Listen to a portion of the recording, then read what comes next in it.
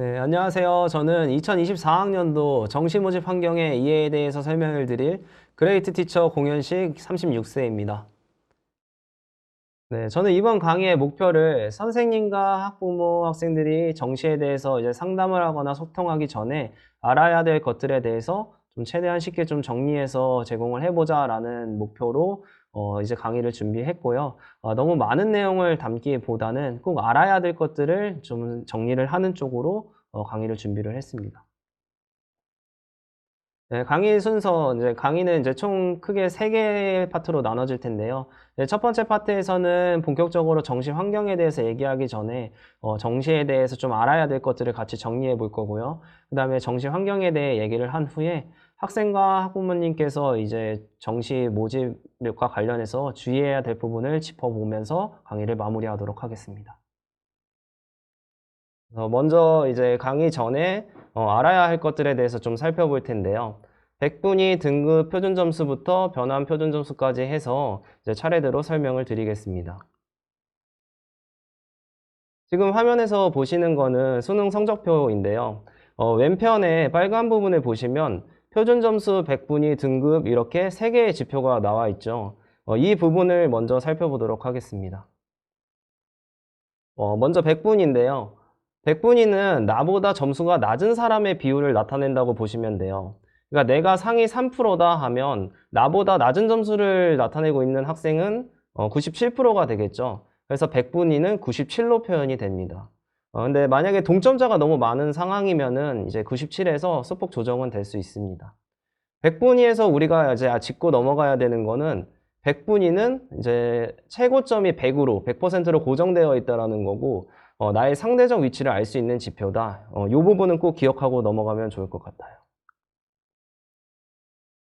이번에 등급이에요. 등급은 이제 앞서 말씀드린 백분위를 일정 구간으로 나누어서 부여한 등급을 말하는데요. 아시다시피 총 9등급으로 나눠져 있고요.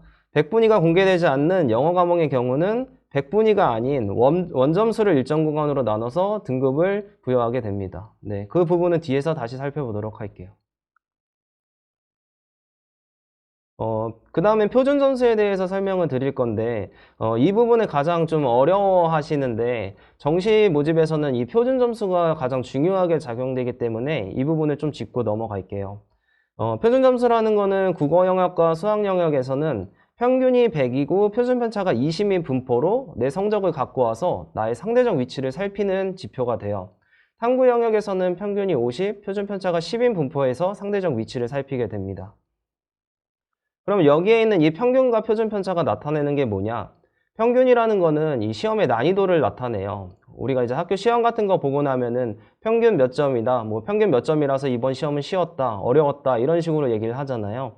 그래서 평균은 시험의 난이도를 나타내는 거고 표준 편차라는 거는 평균 주변에 얼마만큼 학생들이 모여 있는지를 나타내는 지표고 이 값이 낮을수록 평균 주변에 학생이 많아지게 됩니다. 이렇게 설명드리면 이게 사실 수학 용어라서 좀 어렵게 느끼시는 분들이 있는데요. 조금 더 쉽게 이제 설명을 드리면 표준 점수라는 거는 난이도와 성적 분포를 반영한 점수다. 이렇게 생각을 하시면 될 것 같아요. 이때 하나 이제 살피셔야 되는 게 아까 백분위는 최고점이 100으로 고정이 되어 있었는데 표준 점수는 최고점이 일정하지 않아요.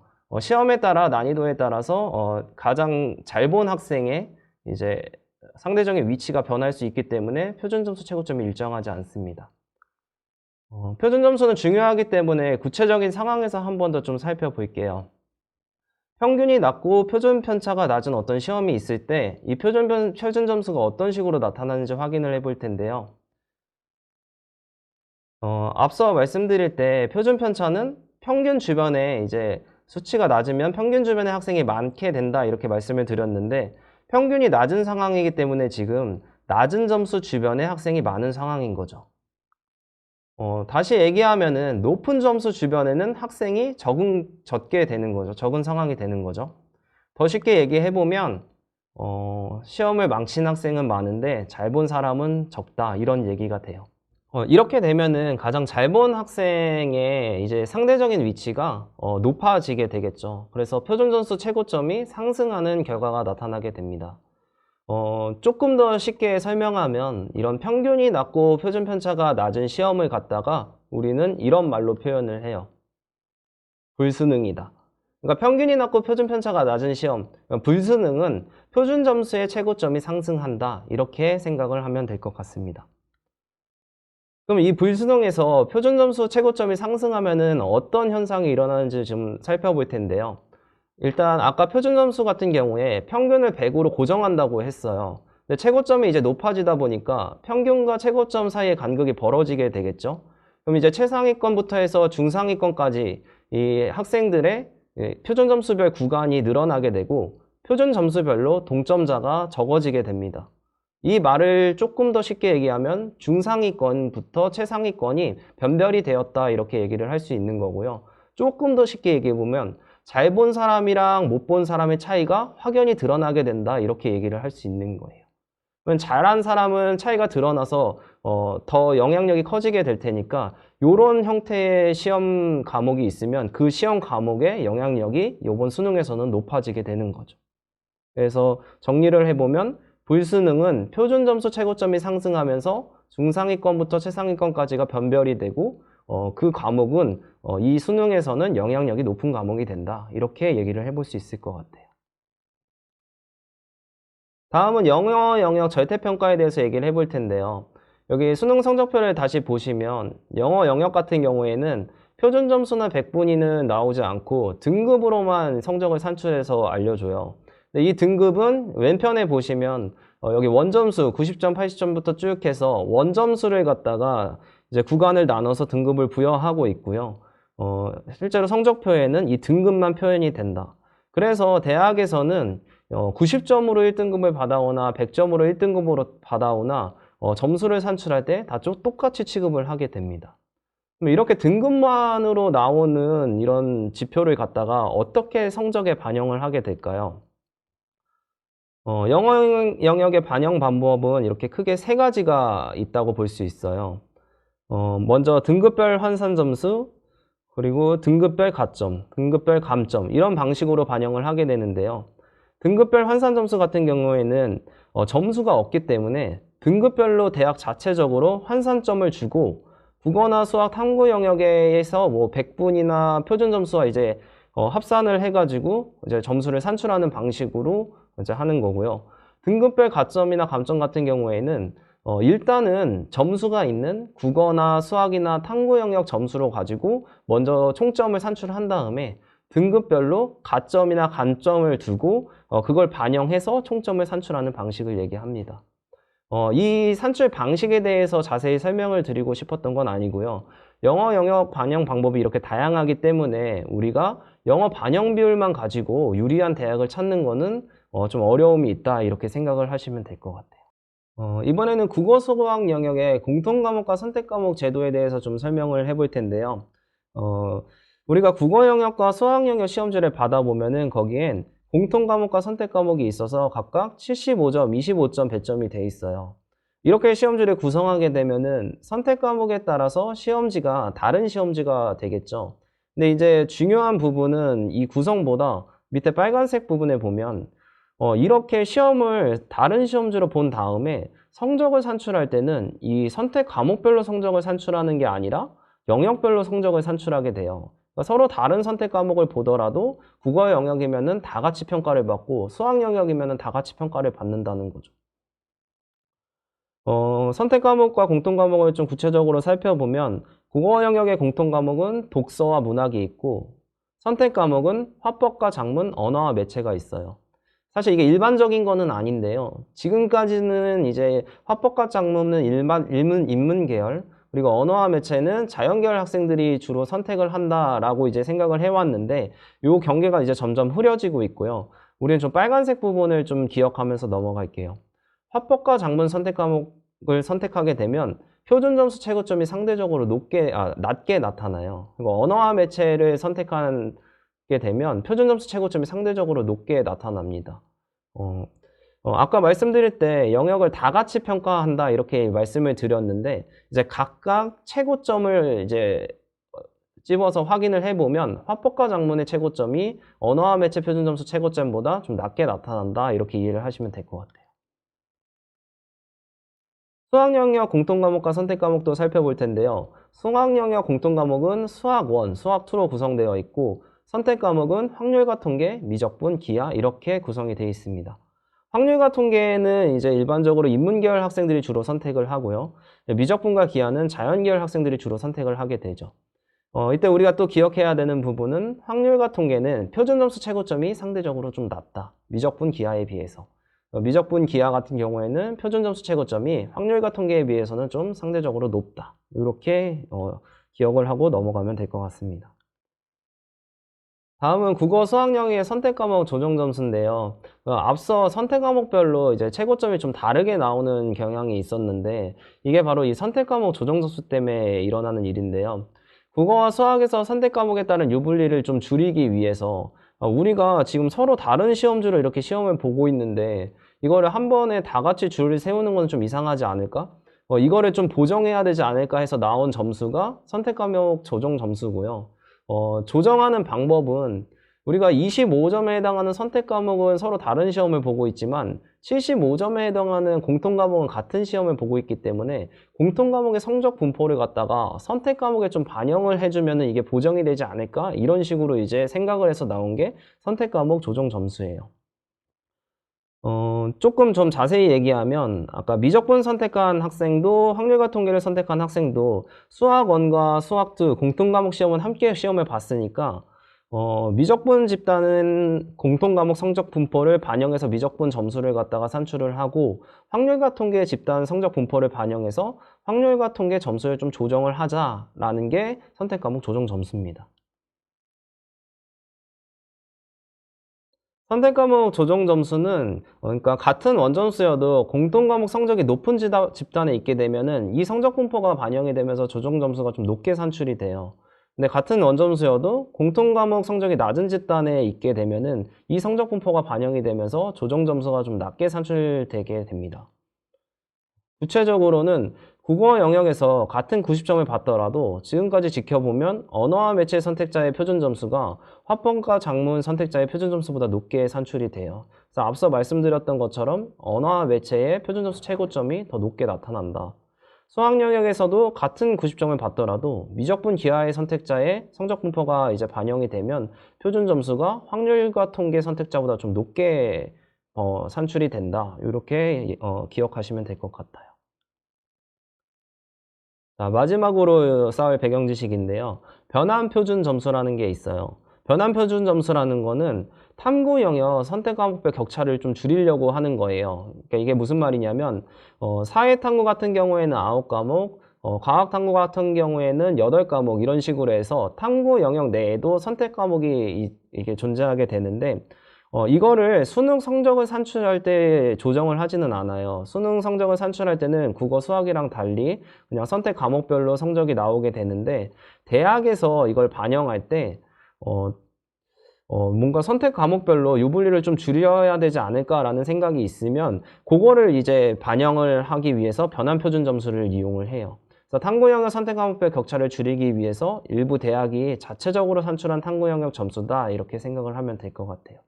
근데 이 대학별 변환 표준 점수는 성적이 이제 수능 성적이 발표된 이후에 대학에서 발표를 하기 때문에 12월 중순 이후에 발표를 하는 게 일반적이고 아마 다음 주에 발표가 될 걸로 예상이 돼요.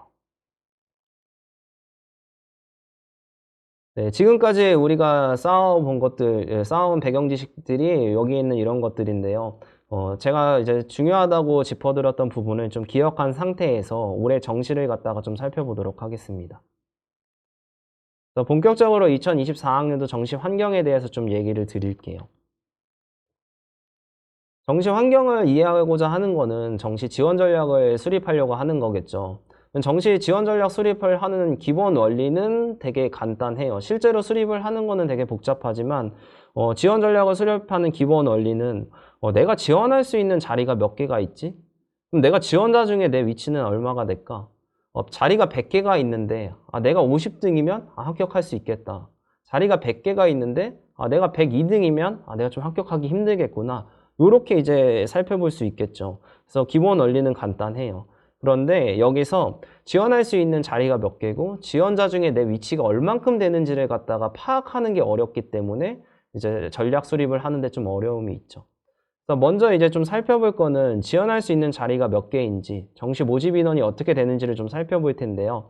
정시 모집 인원에 대한 얘기는 남상기 부장님께서, 정시분석팀 남상기 부장님께서 다른 강의에서 아주 자세하게, 이 강의와 같이 올라오는 다른 강의에서 자세하게 설명해 주시기 때문에 저는 전체적인 모집 인원만 짚고 넘어가겠습니다.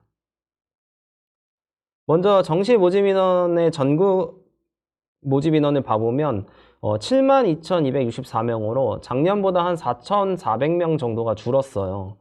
이렇게 줄었는데, 이거를 이제 수능 위주 전형으로 보면, 우리가 주로 정시에서 이제 지원하게 되는 수능 위주 전형으로 보면 66,300명 정도를 모집하게 되고, 이건 작년과 비교해서는 3,600명 정도가 줄은 수치입니다. 그 외에 실기 전형이나 교과 전형, 종합 전형으로 뽑는 인원들도 다 소폭 줄었다, 이렇게 보시면 될 것 같아요. 지역별로 나누면 좀 상황이 다릅니다.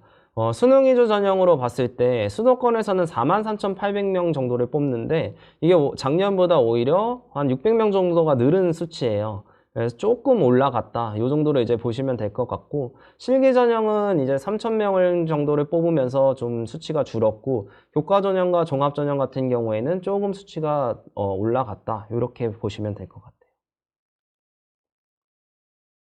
그 다음에 이제 비수도권 같은 경우에는 22,400명 정도를 뽑고 있는데, 여기서 4,200명 정도가 지금 줄었어요. 그러니까 앞서 우리가 확인할 때 전국적으로 이제 정시 모집 인원이나 수능 위주 전형 모집 인원이 줄은 것으로 확인이 되었는데, 그거는 이 비수도권에서 좀 많은 인원이 줄었기 때문에 나타난 결과라고 볼 수 있을 것 같아요. 그래서 실기 전형, 뭐 학생부 위주 전형 다 포함해서 이제 대부분의 전형에서 정시 모집 인원이 줄었다, 이렇게 보시면 되겠습니다.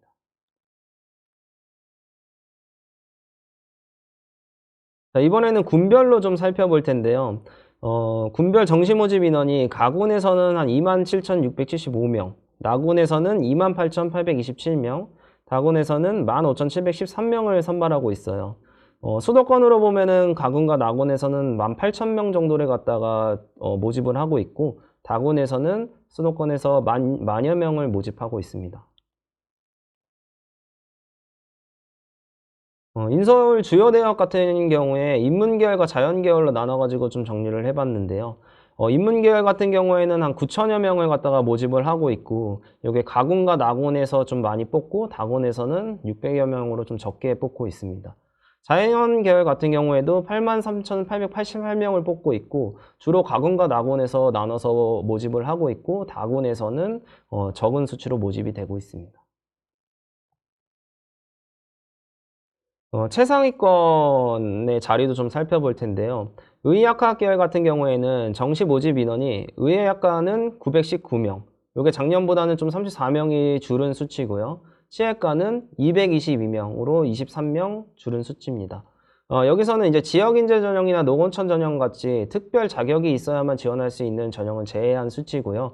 일반적으로 고등학교를 졸업하면은 수능을 봤으면 지원할 수 있는 그런 전형의 모집 인원 수치를 정리하였습니다. 한의학과, 약학과도 살펴볼 텐데요. 한의학과는 올해 228명을 모집하는데 작년보다 16명이 줄은 수치고, 약학과는 647명을 모집하는데 33명이 줄은 수치입니다. 군별 모집 인원 수도 화면에서 확인하실 수 있습니다. 네, 이번에는 올해 수능 응시 인원과 작년 수능 응시 인원을 갖다가 좀 비교해 볼 텐데요. 올해 수능 응시 인원은 44만 4,870명으로 작년보다 한 2,800여 명이 이제 줄은 학생이 응시를 했는데요. 거의 차이가 없다고 봐야겠죠. 근데 이제 세부적으로 그 안에 있는 학생들의 특성을 보면은 좀 차이가 있습니다. 재학생 인원 같은 경우에는 작년에 한 30만 8천 명 정도에서 지금 28만 7천 명 정도로 좀 학생이 2만여 명이 좀 줄었고요. 졸업생, 검정고시생 등 응시 인원은 13만 9,385명에서 15만 7,368명으로 18,000명 정도가 늘었어요. 전체적인 수능 응시 인원은 비슷하다고 볼 수 있지만 상대적으로 이제 졸업생 비율이 높아지면서 상대적으로 우수한 학생이 늘어났다고 볼 수 있죠. 올해 졸업생 비율이 35% 이상으로 지금까지 중에 가장 많은 졸업생 비율을 가지고 응시를 했다. 이렇게 볼 수 있겠습니다. 지금까지 지원 자리에 대한 이야기를 좀 했다면 이번에 본격적으로 내 위치를 파악하는 데 필요한 얘기를 좀 해보려고 해요. 이 부분이 오늘 강의의 핵심 부분이 될 것 같아요. 수능 영역별로 살펴볼 텐데요. 먼저 국어 영역이에요. 화면의 점수는 2024학년도와 2023학년도 수능에서 국어 영역 1등급 구간의 표점을 나열한 거예요. 올해 국어 역대급 불수능이었어요. 불수능이기 때문에 아까 정리한 것처럼 표준 점수 최고점이 높아지고 중상위권이 변별되면서 잘 본 사람과 못 본 사람의 차이가 확연히 드러나게 되죠. 따라서 정시에서 국어 영역의 영향력이 높아지게 된 거예요. 작년에는 이제 보시면은 표준 점수 최고점이 134점으로 올해와 좀 차이가 있죠. 그래서 작년보다 올해 이제 최상위권, 중상위권이 변별이 되면서 국어의 영향력이 더 커질 거다. 이렇게 생각을 해보면 될 것 같아요. 일단 표준 점수 최고점부터 작년과 너무 차이가 많이 나기 때문에 작년 대학별 환산 점수라거나 입결들을 갖다가 올해 내 환산 점수랑 비교를 해가지고 어떻게 단순 비교를 통해서 어떤 결과를 얻는 데는 좀 어려움이 있을 것 같습니다. 조금 더 자세히 상황을 이해하게 해보면 2024학년도에는 국어 영역의 1등급이 표준 점수 133점부터 150점으로 17구간으로 형성이 됐는데 2023학년도에는 126점부터 134점으로 9구간으로 형성이 되었어요. 1등급 안에서도 잘 본 학생과 덜 본 학생의 차이가 8점이 나던 것이 17점 차이로 벌어진 거고요.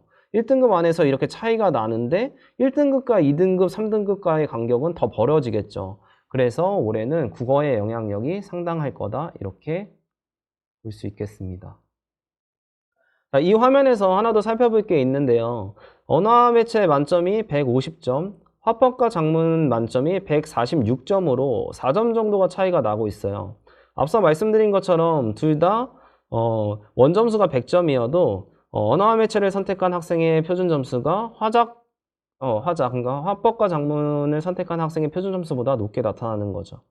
그런데 언매는 이렇게 언어와 매체는 자연계열 학생들이 좀 많이 듣는다는 것으로 알려져 있기 때문에 국어 상위권에 자연계열 학생이 상당히 있을 거다 이렇게 좀 예상을 해볼 수 있을 것 같아요. 국어 선택 과목별로 응시자 비율을 보면은 작년 같은 경우에는 언어와 매체를 갖다가 35.1%의 학생이 이제 선택을 해서 시험을 봤는데 올해는 40.2%에 해당하는 학생이 선택을 해서 보고 있어요. 전체 인원수는 작년과 올해가 크게 차이가 없다라고 말씀을 드렸죠. 그러니까 이 비율이 지금 언어와 매체 응시자 비율이 5.1%포인트 정도 이제 증가를 했는데 이런 게 지금 어떤 언어와 매체를 선택했을 때 표준 점수 최고점에 이점을 가져가는 부분 때문이 아닌가 생각이 듭니다. 이거는 선택 과목별로 탐구 응시자 인원이에요. 국어와 수학 선택 과목과 사탐과 가탐 조합의 12개의 경우의 수에 대한 응시자 비율을 나타낸 건데요. 이 자료를 살펴보시면 언어와 매체에서 과학탐구 응시자가 사회학탐구 응시자의 2배에 다다르는 것을 확인할 수 있죠. 그래서 언어와 매체의 상위권에 자연계열 학생들이 상당 부분 차지하고 있을 거다 이렇게 예상이 되는 부분입니다. 지금까지 국어에 대해서 좀 살펴봤고 이번엔 수학에 대해서 좀 살펴볼 텐데요. 수학 역시 이번에 역대급 불수능이었다고 해요. 그래서 지금 화면에 나타나고 있는 것도 수학 1등급, 국어와 마찬가지로 수학 1등급 표준 점수를 담아봤는데요.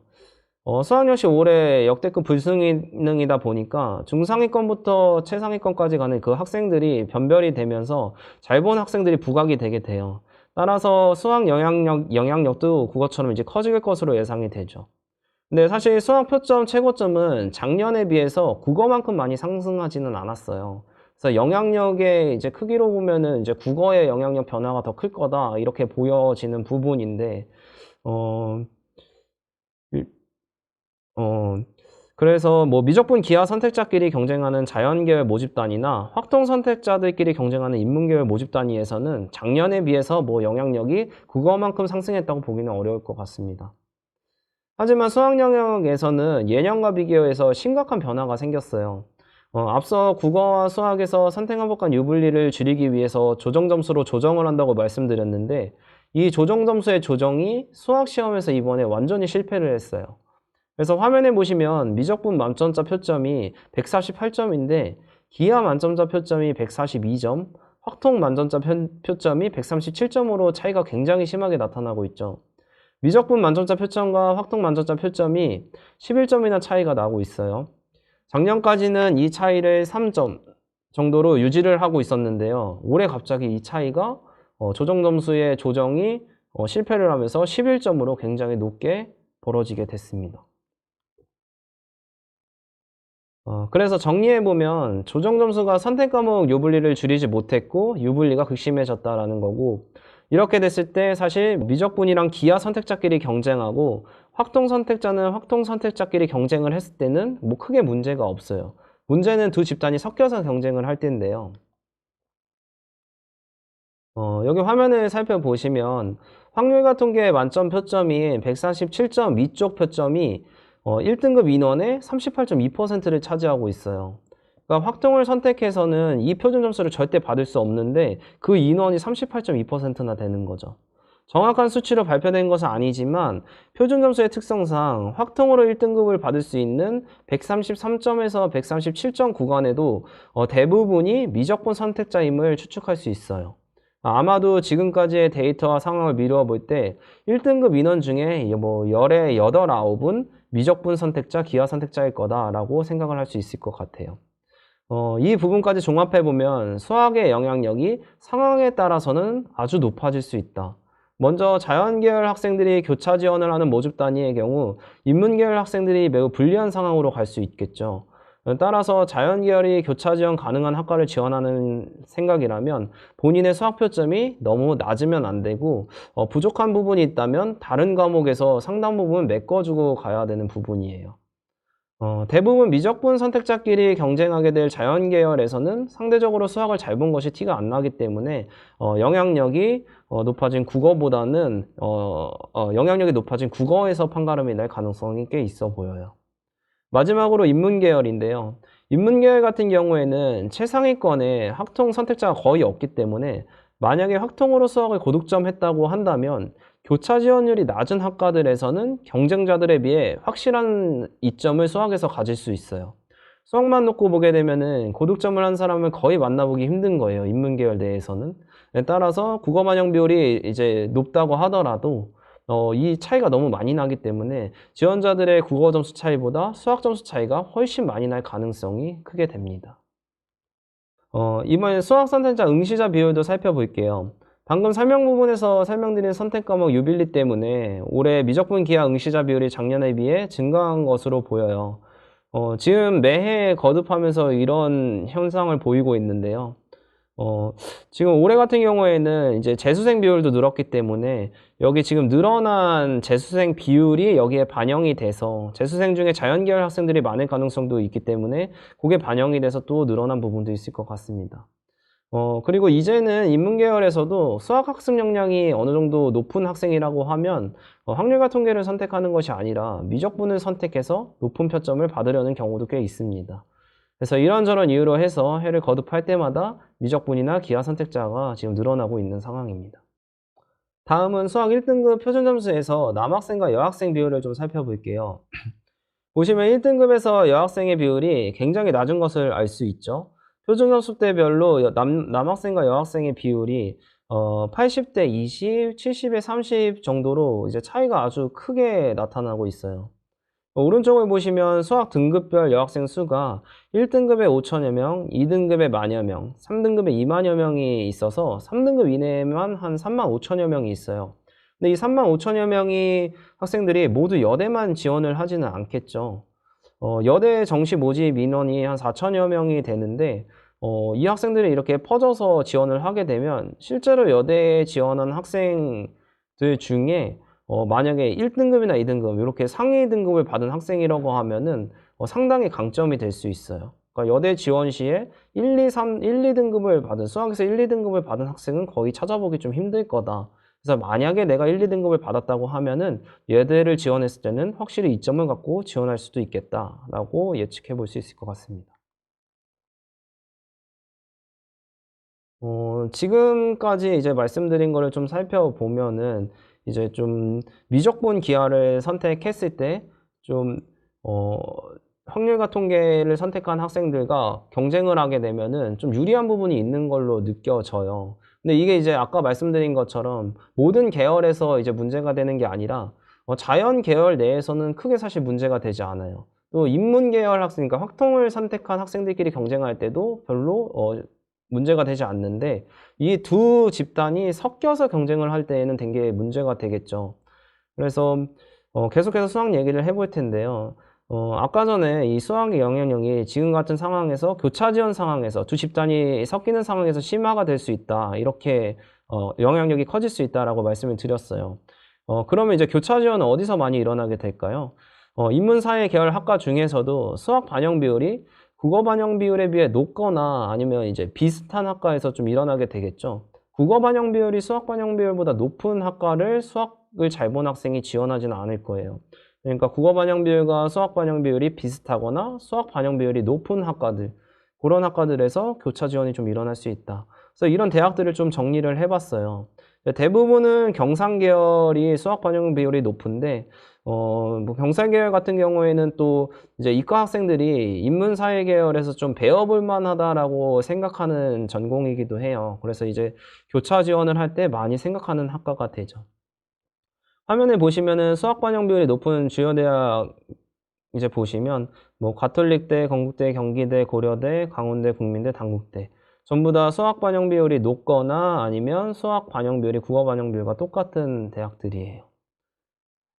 다음으로 넘어가서 명지대, 서강대, 서울대, 서울시립대 이렇게 쭉 가면서도 이제 인문사회 계열 중에서 수학 반영 비율과 국어 반영 비율이 똑같거나 수학 반영 비율이 높은 곳이 이렇게 많아요. 서강대나 서울대 같은 경우에는 전 모집 단위에서 수학 반영 비율이 국어 반영 비율보다 높아요. 그래서 교차 지원을 하게 될 수도 있다 이렇게 생각할 수도 있는데 교차 지원이 꼭 반영 비율만 보고 생각할 수 있는 건 아니에요. 그래서 예를 들어서 서울대 같은 경우에는 40%로 높은 수학 반영 비율을 가지고 있어서 수학을 잘 보는 학생들이 교차 지원할 수도 있지만 실제로 교차 지원을 하지만 이제 서울대 같은 경우에는 이제 수능 전형, 정시 전형에서 모집을 할 때 생기부도 같이 평가를 하기 때문에 인문 계열로 이제 교차 지원을 하는데 자연 계열 학생들이 이제 마음 놓고 교차 지원을 할 수 있는 상황은 아니라고 보여져요. 근데 그렇지 않은 경우에는 수학 반영 비율이 높으면 이제 교차 지원이 좀 활발히 일어나는 경향이 있습니다. 또한 다음 주에 이제 발표될 탐구 영역 변환 표준 점수 산출 방법에 따라서도 교차 지원 시 유불리가 좀 달라질 수 있어요. 그러니까 변환 표준 점수가 어떤 인문사회 계열, 예를 들면 이제 성균관대처럼 인문사회 계열은 사탐 표준 점수를 좀 높게 산출하는 방식으로 만약에 작년 기준으로 했을 때 간다고 하면 그런 상황에서는 또 교차 지원이 좀 어렵겠죠. 수학만 보고 갈 수는 없는 상황이라서 이제 탐구 영역에서 수학에서는 유리하게 넘어갈 수 있지만 탐구 영역에서는 이제 불리한 점을 가지고 넘어가게 되는 거죠. 또 이제 살펴보시면 아주대, 연세대, 중앙대부터 해서 홍익대까지 해서도 이렇게 약간 우리가 이제 주요 대학이라고 생각하는 수도권 주요 대학들이 이제 대부분 이제 상경 계열에서는 수학 반영 비율이 높고요. 인문 계열이라고 하더라도 국어 반영 비율이 높은 곳이 그렇게 많지는 않아요. 국어 반영 비율이랑 수학 반영 비율이 비슷하거나 아니면 수학 반영 비율이 또 이렇게 높은 부분들도 있어서 어쨌든 교차 지원이 일어날 수 있는 부분에서는 인문 계열 학생들 같은 경우에는 좀 살펴봐야 할 것들이 많다. 내가 이제 뭐 수학을 잘 봤다고 무조건 지원할 수 있는 게 아니라 뭐 물론 미적분을 선택해서 잘 본 인문계열 학생이면은 얘기가 다르겠지만 확통을 선택해서 이제 잘 봤다 그러면 본인 점수대에서 맞는 대학에서 이런 교차 지원이 활발하게 일어날 만한 곳을 지원할 때는 좀 주의를 해야 되겠습니다. 수학 얘기는 여기까지 하고요. 이제 영어로 넘어가 볼게요. 국어와 수학에 이어서 영어도 역대급 불수능이었어요. 지금 이제 영어가 이제 절대평가로 실시된 이래 1등급 인원이 가장 적은 해예요. 여기 지금 화면을 살펴보시면 1등급 비율이 4.71%밖에 되질 않죠. 영어 영역이 절대평가로 실시된 일에 가장 낮은 수치라고 말씀드렸고요. 이게 마치 이 정도 수치면 이게 절대평가가 아니라 상대평가를 하고 있는 국어, 수학의 1등급 비율을 보는 것 같은 상황이에요. 그래서 영어 영역이 올해 같은 경우에는 상위권 비율이 매우 낮다. 이전 연도에 비해서. 따라서 영어 영역 역시 잘 본 학생들이 두드러지는 효과가 좀 나을 수 있고요. 특히나 1등급 학생들이겠죠. 다만 영어는 국어, 수학과 다르게 같은 등급이면은 그 등급 안에선 변별이 되지 않아요. 그래서 국어와 수학만큼의 영향을 주기는 좀 어렵다. 이렇게 얘기를 해볼 수 있을 것 같아요. 영어 영역 같은 경우에는 유불리를 따질 때 단순히 반영 비율만 봐서는 안 돼요. 그래서 각 대학의 영어 반영 방법에 따라서 같은 반영 비율이라고 하더라도 실질적으로 반영되는 비율은 좀 다를 수 있거든요. 화면에 두 대학의 예를 좀 봐볼게요. A대학과 B대학의 영어 반영 비율이 15%로 이렇게 동일한 상황이에요. 그래서 그러면은 영어를 이 학교에서는 영향력이 좀 비슷하겠다. 영향력이 좀 비슷하겠다. 이렇게 생각할 수도 있는데, 밑에를 봐보면 A대학은 1등급과 2등급의 등급별 환산 점수 차이를 1점으로 뒀어요. 근데 B대학 같은 경우에는 1등급엔 200점, 2등급에는 196점의 환산 점수를 주면서 환산 점수 차이를 두 등급 안에서 4점으로 주었죠. 이렇게 되면은 A대학과 B대학의 영어 반영 비율은 동일하지만 실제 반영되는 점수에서는 차이가 나올 수 있겠죠. 따라서 영어 등급에 따른 유불리를 반영 비율만 보고는 따져서 안 되겠다. 이 부분을 좀 주의하고 넘어가야 될 것 같습니다. 자, 이제 탐구로 넘어가 볼게요. 자, 사회탐구와 과학탐구 응시 인원 비율을 좀 살펴볼 텐데요. 보시면은 올해 사회탐구 응시 건수, 제가 지금 건수로 표현한 거는 사회탐구 같은 경우에는 사회탐구나 과학탐구 같은 탐구 영역 같은 경우에는 한 학생이 뭐 보통은 이제 두 과목을 평가받기 때문에 두 과목의 시험을 보기 때문에 응시자 수로 얘기를 하는 거는 좀 문제가 있고요. 그래서 응시 건수로 얘기를 해보려고 해요. 사회탐구 같은 경우에는 올해는 43만 명, 작년에도 43만 명 정도 응시를 했고, 이제 가탕 같은 경우에는 올해 44만 명 정도, 작년에는 43만 명 정도가 응시를 했습니다. 그래서 과학탐구 응시자 비율이 소폭 증가를 했고 자연계열 응시자 비율이 소폭 증가를 했다 이렇게 볼 수 있겠어요. 사회탐구 과목별 표준선수 최고점을 좀 살펴볼 텐데요. 사회탐구와 과학탐구 같은 경우에는 여러 개의 선택 과목을 보지만 성적을 함께 산출하지는 않는다고 했어요. 그래서 선택 과목별로 표준선수 최고점이 다르게 나타나고 있는 거죠. 이런 경우에 표준 점수를 그대로 반영하거나 일반적인 뭐 변환 표준 점수 산출 방법으로 선택 과목 간의 유불리를 강하게 조정하는 학교가 아니라고 하면 표준 점수 최고점이 높은 경제나 정치화법, 사회문화를 선택해서 높은 표점을 받은 학생들이 유리할 수 있어요. 여기 보시면 빨간색 부분에 여기 지금 네모 박스 부분에 사회탐구 표준점수 63점 초과자가 6.88%다 이렇게 지금 적어놨잖아요. 63점이라는 거는 여기에 있는 선택 과목 최고점 중에서 가장 낮은 수치, 윤리와 사상과 세계사의 최고점을 나타낸 거고요. 그거보다 높은 표준점수를 받은 학생이 사회탐구 응시자 중에서 응시 건수 중에서 6.88%밖에 되지 않는다는 거예요. 그러니까 요게 만약에 변환 표준 점수로 조정이 되지 않는다고 하는데 표준 점수가 그대로 만약에 사회탐구가 반영이 된다라고 하면 확실히 경제, 정치화법, 사회문화를 선택한 학생들은 높은 표점에서 유리하게 이제 작용을 할 수 있겠죠. 네, 과학탐구도 살펴볼 텐데요. 과학탐구 과목별 이제 표준점수 최고점도 살펴볼 텐데 이 부분도 이제 마찬가지예요. 이제 과목별로 최고점이 이제 다르게 나타나고 이제 위쪽 줄에 있는 과탐 원 과목 표점은 이제 60점대에서 표준점수 최고점이 형성되고 있고 두 번째 줄에 있는 투 과목들은 70점, 80점대에서 표준점수 최고점이 형성이 되고 있죠. 여기서도 이제 네모박스 안에 68점 초과자를 좀 비율을 계산을 해봤는데 68점은 여기 있는 표점 최고점 중에 최저점, 지구과학 표점을 얘기하는 거고 그걸 이제 초과한 학생이 1.18% 정도가 된다. 이렇게 보시면 되고 밑에 있는 과학탐구 표준점수 63점 초과자가 8.69%다라는 거는 여기서 63점은 아까 사탐 표점 최고점 중에 최저점, 윤리와 사상의 표점 최고점이었죠. 그 63점을 초과한 게 지금 8.69%다.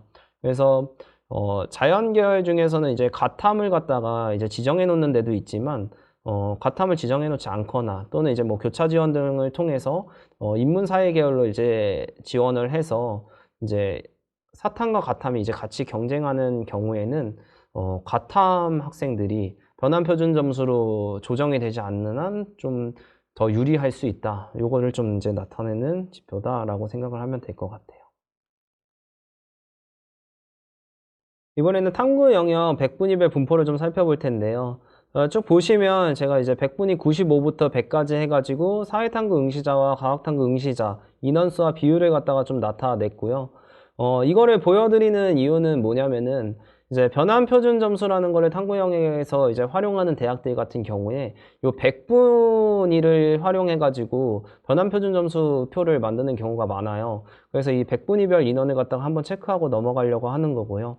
전체적으로 이제 좀 살펴보면은 최상위권에 해당하는 백분위 95에서 100에 해당하는 인원은 이제 과학탐구 인원이 조금 많았다 이렇게 볼 수 있고요. 그거를 이제 확인하는 이유는 이것도 마찬가지 만약에 교차 지원을 하게 돼서 사탐 응시자와 과탐 응시자가 서로 경합을 하게 되는 상황이 오면은 이제 최상위권에 과탐 응시자가 조금 더 많다라고 이제 볼 수 있어요. 그 다음 구간인 이제 백분위 90에서 94까지를 살펴보면 사탐 응시자가 조금 더 많아지는 이렇게 경향을 보이고 있습니다. 이 부분은 어쨌든 이제 다음 주쯤에 발표될 변환 표준 점수가 발표가 되면은 그거를 보고서 이제 변환 표준 점수에 대해서 판단을 하는 게 더 정확하기 때문에 네, 이렇게 한번 보는 정도로 하고 넘어가도록 하겠습니다.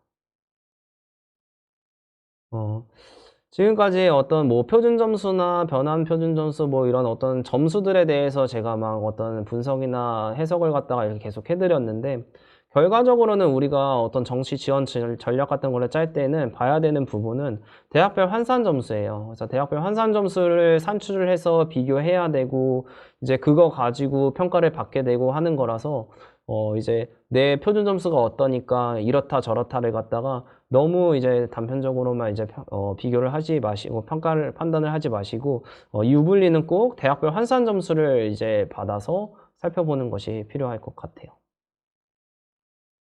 지금까지 설명드렸던 이제 뭐 표준 점수, 변환 표준 점수 이런 것들 가지고 이제 어느 대학에서 이런 것들을 좀 반영을 하는지 좀 살펴볼게요. 수능 점수 활용 지표를 표준 점수로 이제 이용을 하는 학교들, 당연히 이제 표준 점수가 산출되는 국어, 수학, 탐구 영역에 한해서겠죠. 표준 점수를 활용하는 대학들은 국민대, 서울대, 가기대, 홍익대, 서울교대, 뭐 한국항공대, 그리고 이제 전국 교대들 이렇게 활용을 하고 있고요. 이런 대학에서 이제 점수 환산점을 산출할 때는 아까 말씀드렸던 그 가탐이나 사탐 부분에서 이제 표준 점수가 높게 산출되는 최고점이 높게 산출되는 과목을 선택했고 표준 점수가 높게 산출이 됐다면 유리하게 좀 산출이 될 수 있습니다. 그 다음은 표준 점수를 활용하기는 하는데 탐구 영역에서는 변환 표준 점수를 활용하는 대학들이에요. 주요 대학 대부분이 지금 그렇게 활용을 하고 있고요. 뭐 건국대, 경희대, 고려대, 강원대부터 쭉 해서 대부분의 주요 대학들이 표준 점수와 변환 표준 점수를 활용해서 이제 수능 점수를 환산점을 이제 산출을 하고 있다라고 볼 수 있습니다. 백분위를 활용하는 대학들도 있는데요. 뭐 덕성여대, 동덕여대, 명지대, 삼육대 이런 대학들은 이제 백분위를 활용을 하게 되고 이렇게 백분위를 활용하는 대학들은 아까 우리가 불수능이어서 표점 최고점이 높아진 과목들 결국엔 다였죠. 뭐 국어, 수학 이런 과목들 그 과목들이 이제 영향력이 커질 거라고 했는데 백분위만 놓고 봤을 때는 이 대학에서는 영향력이 좀 주는 것처럼 보일 수 있어요. 하지만 우리가 이제 정시 지원 전략을 수립을 할 때는 어떤 하나의 대학을 보고 지원 전략을 짜기보다는 그 대학과 그 대학 주변 대학의 이제 지원자들의 움직임도 살펴야 되는데 여기 있는 대학들 보면은 이제 비슷한 성적대의 주변 대학들이 모두 표점을 활용하고 있기 때문에 국어와 수학에서 표준 점수 영향력이 이 대학에는 없다라고 보기는 좀 힘들 것 같아요. 드물게 이렇게 수능 점수 활용 지표를 등급으로 해가지고 활용하고 있는 곳들도 있으니 한번 확인을 해보세요. 자, 지금까지 한 2024학년도 정시 환경 정리를 갖다가 좀 말씀을 드릴게요. 일단은 올해 역대급으로 이제 재수생 비율이 높았다. 30%, 35% 이상이 됐다. 그리고 이 학생들이 자연계열 상위권에 분포될 가능성이 있다. 그리고 역대급 불수능이었다. 국어도 불수능, 수학도 불수능, 영어도 불수능이었다. 그리고 불수능이었던 그 과목들의 영향력이 커지기 때문에 국어와 수학의 영향력이 높아질 거고, 국어와 수학의 영향력 그 안에서도 이제 미적분, 기화, 그리고 확률 같은 게 선택자의 그 표준 최고점 차이가 너무 심화되면서 교차 지원 심화 가능성이 더 높아졌다. 이렇게 볼 수 있을 것 같습니다. 지금까지 2024학년도 정시 모집 환경, 정시 환경에 대해서 좀 살펴봤고요. 이제 우리가 실제로 상담을 할 때 주의해야 되는 부분, 그리고 학생과 학부모님이 상담하기 전에 좀 주의해야 되는 부분에 대해서 간략히 좀 언급하고 마무리를 하겠습니다. 네, 먼저 원서 접수 부분, 원서 접수 일정이에요. 정시 모집 일정입니다. 정시 모집 일정에서 가장 중요한 건 일단 원서 접수 부분이겠죠. 그래서 1월 3일부터 1월 6일에 원서 접수가 일반대에서 진행이 되니까 그 원서 접수 기간을 갖다가 좀 살펴서 원서 접수를 해야겠습니다. 근데 이 원서 접수 기간은 대학별로 다 공통인 게 아니고 2주에 3일 이상을 하면 되는 거기 때문에 대학별 접수 기간이 상이해요. 그래서 그 부분을 좀 살피셔야 되고, 그 다음에 또 하나 살피면 좋을 게 2월 22일부터 2월 29일까지 정시 모집에서 다 모집하지 못한 결혼 부분을 추가 모집을 해요. 이거는 이제 모르고 있는 학생이 잘 많기도 한데, 추가 모집 같은 경우에도 이제 인서울 주요 대학에서도 많이 모집을 하고 있는 상황이라서 혹시 정시 모집에서 내가 결과를 못 냈다고 손 놓고 있지 말고 이거 추가 모집까지 꼭 챙겨보는 게 좋을 것 같습니다. 전문대 일정도 한번 확인을 해 주세요. 방금 대학별 정시 원서 접수 기간이 상이하다고 말씀드렸죠. 대부분은 1월 6일에 마감을 하는데 여기에 있는 8개 대학 같은 경우에는 1월 5일에 마감을 합니다. 16, 17, 18 이렇게 표현해 놓은 거는 마감 시간을 표현해 놓은 거니까 참고하시면 될 것 같아요. 보시는 바와 같이 대부분의 대학들은 1월 6일에 마감을 하고 있으니까 앞에 1월 5일에 마감하는 대학들을 좀 신경 쓰시면 될 것 같아요. 우리가 이제 정시 모집을 할 때는 복수 지원이 금지가 돼 있어요. 그래서 이제 복수 지원과 관련해서 좀 많이 나오는 질문을 제가 그냥 5개 뽑아 왔거든요. 그래서 그 5개에 대한 답변을 한번 해볼게요. 군이 다르면 같은 대학에 2번 지원할 수 있나요? 네, 군이 다르면 2번 지원할 수 있어요. 하지만 같은 군 내에서는 하나의 대학밖에 지원을 하지 못합니다. 수시를 합격하면 정시에 지원할 수 없나요? 네, 지원할 수 없죠. 수시를 합격하면 추가 모집에 지원할 수 없나요? 네, 지원할 수 없습니다. 정시를 합격해도 미등록하면 추가 모집에 지원할 수 있나요? 네, 정시를 합격해도 등록하지 않으면 추가 모집에 또 지원을 할 수 있습니다. 전문대, 과학기술원 등 특별법을 적용하는 대학들은 원서 접수 개수에 제한이 없나요? 네, 원서 개수에 제한이 없습니다. 그래서 여기 있는 질문들은 전부 네, 5가 답이 될 것 같아요. 그 다음에 이제 또 확인해야 되는 부분이 방금 이제 군별로 해가지고 하나의 대학만 지원을 할 수 있다 이렇게 말씀드렸잖아요. 그래서 이제 어떤 군에서 어떤 대학들이 모집하는지에 대한 정보예요. 이제 관심 대학이 있으면 화면을 멈춰 놓고 이제 한번 확인하시면 되고, 지금 이렇게 가나다군 나눠져 있는 경우에는 상관이 없는데, 지금 이렇게 가군, 나군, 가군, 다군에서 모집한다 이렇게 모집군이 2개 이상인 대학인 경우에는 본인이 희망하는 모집 단위를 갖다가 모집 요강에서 꼭 확인을 해서 모집군을 확인을 하셔야 돼요. 나 다군과 가나 다군에서 모집하는 대학들 목록도 이렇게 보여드렸습니다. 그 다음에는 이제 이중등록 관련 부분인데요. 여기서도 이제 주요한 3개의 질문을 통해서 이제 알아보고 넘어가도록 하겠습니다. 여러 대학에 합격하면 반드시 하나의 대학만 등록해야 하나요? 네, 당연히 하나의 대학만 등록해야 합니다. 추가 합격한 대학을 등록하고 싶은데 이미 합격해서 등록한 대학이 있다면 등록을 포기해야 할까요? 그럼요. 네, 등록을 포기한 후에 이제 다시 등록을 하는 게 이제 일반적인 거고요.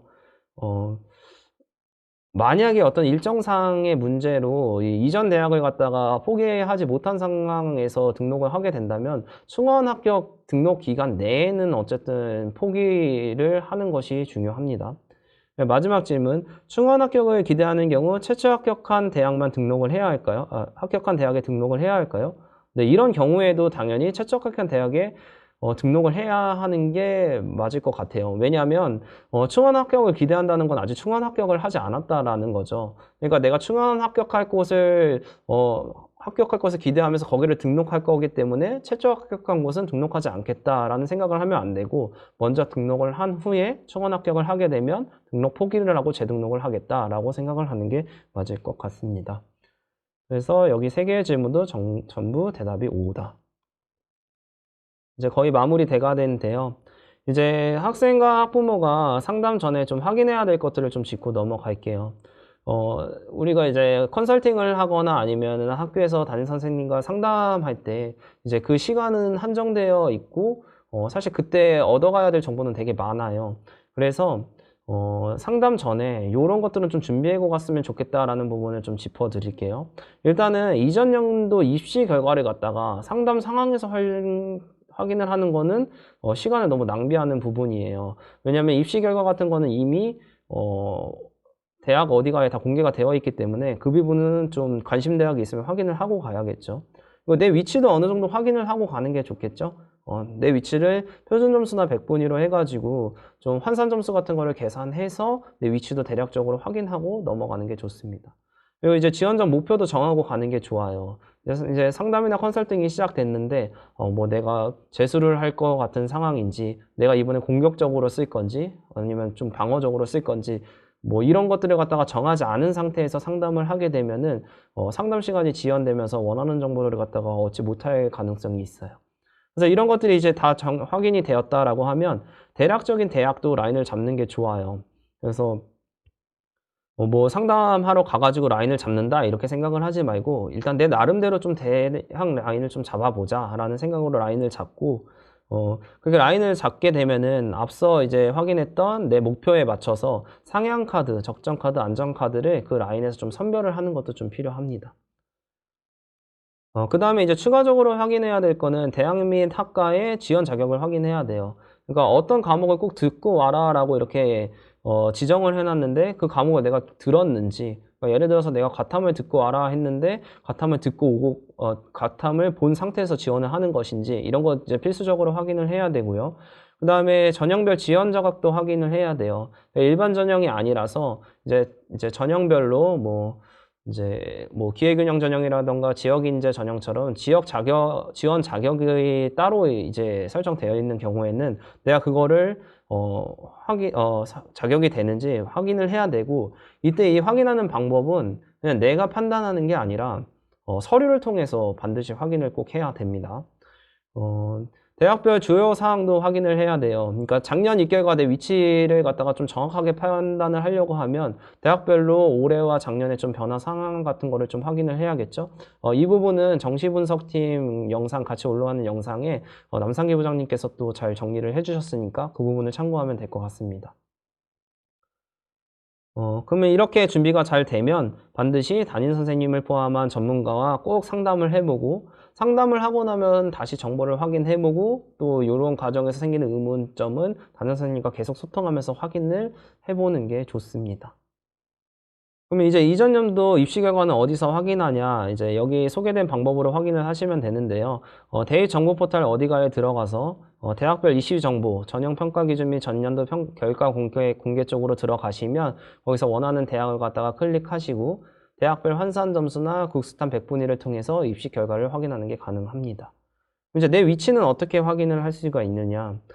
내 대학별 환산 점수를 확인하는 방법도 대입정보 포털에서 가능한데요. 여기 들어가서 성적 분석 부분을 클릭하고 내 성적을 입력한 후에 대학별 성적 분석을 클릭을 하면 이제 대학 학과 성적 선택을 할 수가 있어요. 선택하고 나서 산출을 하게 되면은 이제 내 환산 점수가 대학별로 나오게 됩니다. 근데 이런 이제 환산 점수나 이런 것들을 가지고 상담을 정확하게 하려고 하고 점수를 정확히 산출하려고 하면 다음 주에 발표되는 변환 표준 점수가 발표된 이후에 확인을 하는 것이 좋아요. 그래서 만약에 그 변환 표준 점수가 발표되기 이전에 상담을 진행했거나 한 분이 있다고 하면 이제 그 꼭 변환 표준 점수가 발표된 이후에 내 환산 점수 다시 확인을 하고 다시 또 상담을 해야 되는 부분이 있다라는 걸 기억하셔야겠습니다. 이번에는 이제 정시 상담 시에 학생이나 학부모님께서 하실 수 있는 질문 중에 좋지 않은 예를 갖다가 좀 살펴볼게요. 첫 번째는 A대학 입시 결과가 어떻게 되나요? 이런 거는 이제 상담 상황에서 살피기에는 너무 아쉬운 부분이에요. 앞서 설명드린 그 과정을 통해서 이제 미리 입시 결과를 갖다가 확인하고 올 수 있는데 그 결과를 여기서 확인을 한다라는 거는 이제 그만큼 좋은 정보를 받아가기엔 좀 어렵겠죠. 한정된 시간 내에. 네, 두 번째로 제 점수로 갈 수 있는 대학은 어디인가요? 대학이 너무 많고 학과도 너무 많아요. 그래서 이 많은 대학 학과에서 갈 수 있는 대학을 이제 선별해 내는 거는 겉핥기식으로밖에 선별해 낼 수밖에 없어요. 그러니까 프로그램 돌려가지고 나오는 어떤 점수 측면에서 그냥 이 학교 점수, 이 학과는 내 점수가 더 높네. 라는 뭐 이런 단편적인 어떤 정보만 가지고 추출할 수 있는 부분이라서 이렇게 질문을 하기보다는 미리 내가 어느 정도 대학 라인이나 희망 지원 학과 같은 거를 정해서 오는 게 그 대학, 그 학과에 지원했을 때 합격률을 더 높일 수 있는 정보를 얻어가는데 도움이 될 것 같습니다. 올해 A대학 B학과는 미달이 날까요? 이런 거는 컨설팅 하는 분이나 선생님이 이제 뭐 짚어낼 수 있는 부분이 아니에요. 그래서 올해 그러니까 뭐 경쟁률이 낮은 대학 뭐 이런 거를 생각해 보면 되지 않을까라고 생각할 수 있는데 매년 경쟁률이 계속 변화하고 있고 상황이 달라지고 있기 때문에 이런 부분을 체크하기는 좀 어렵습니다. 이제 마지막으로 말씀드릴 부분인데요. 주의사항이에요. 네. 학생과 학부모님께서 이제 상담이나 컨설팅을 받으실 때 반드시 담임 선생님을 포함한 전문가와 상담하는 게 필요해요. 그리고 담임 선생님은 꼭 포함시켜 주시고요. 이제 그 이유는 일단 뭐 컨설팅을 외부에서 뭐 받게 된다고 하더라도 담임 선생님, 그러니까 학교에서 학교 현장에서만 가질 수 있는 어떤 정보들이 있어요. 근데 그 정보들의 힘이 아주 대단하거든요. 그러니까 반드시 외부 컨설팅을 받는다고 하더라도 그 컨설팅에서 어떤 해석이나 이런 부분을 담임 선생님 통해서 꼭 한번 확인을 하는 게 좋을 것 같아요. 그러니까 담임 선생님이 말하는 대로 써라 이런 게 아니라 그 부분이 어떤 단편적인 사실만 가지고 어떤 오해 속에서 나타나는 분석이 아닌지 뭐 이런 것들을 담임 선생님을 통해서 반드시 확인해 보는 게 좋습니다. 모든 정보는 대학 모집 요강을 기준으로 확인을 해야 돼요. 이제 뭐 저같이 지금 이렇게 강의를 통해서 정보를 제공하기도 하지만 뭐 이 정보들은 대략적인 정보다 이렇게 생각을 하시고 이제 내가 이제 희망하는 대학과 학과가 정해지면 거기에 맞춰서 모집 요강을 다시 한번 확인해야 된다라고 생각하시면 될 것 같습니다. 한 대학의 정보만으로 유불리를 판단하지 마라. 그러니까 뭐 이제 환산점 같은 거를 계산하고 나면은 이제 A 대학이 나한테 유리한지 불리한지가 거기 나오는데요. 근데 우리가 정시 지원을 할 때 그 대학에 갔을 때가 내가 유리하다 불리하다만으로 판단을 하는 건 좀 위험할 수 있어요. 왜냐하면 그 대학의 입시가 그 대학만으로 움직이는 게 아니라 그 대학과 비슷한 성적대의 학생들이 같이 지원하는 그쪽의 움직임이 같이 반영되기 때문에 너무 한 대학의 정보만 가지고 난 무조건 여기에 쓰겠다 이렇게 판단하는 건 옳지 않을 것 같습니다. 전형별 지원 자격은 서류로 확인해라. 이게 무슨 말씀이냐면 이게 특별한 전형 같은 경우에는 어떤 지원 자격을 갖다가 이제 명시해 놓는 경우가 있죠. 근데 그거를 갖다가 내가 스스로 판단하지 말고 반드시 이제 서류로 확인을 하라는 거예요. 그러니까 나는 예를 들어서 뭐 한부모 가정이어서 이 한부모 가정에서 쓸 수 있는 전형을 쓸 수 있다라고 생각을 했는데 실제로 이제 지원을 해볼 때는 한부모 가정 중에서도 특정 조건을 충족한 학생이 쓸 수 있는 거기 때문에 그 부분을 갖다가 이제 확인을 하고 가야 되는데 그 부분을 학생이 확인하기는 쉽지 않아요. 그러니까 반드시 서류를 통해서 내가 그 전형에 지원을 할 수 있는 건지 뭐 이런 것들 좀 확인을 해야겠습니다. 마지막 부분은 아까 말씀드린 대로 반드시 어떤 컨설팅을 받거나 정보를 얻게 되면 담임 선생님을 통해서 꼭 한번 확인을 해보는 것을 추천드리도록 하겠습니다. 네. 지금까지 해서 제가 24학년도 정시 모집 환경의 이해를 주제로 이제 강의를 드렸고요. 그동안 열심히 공부해온 학생들, 그리고 이제 지원해 주시느라고 고생해 주신 학부모님, 또 아이들 지도하시느라고 고생하신 선생님들 모두 수고 많으셨고요. 우리 학생들 모두가 이제 본인이 노력한 만큼 최선의 결과를 얻을 수 있기를 바라겠습니다. 네, 강의 들어주셔서 감사합니다.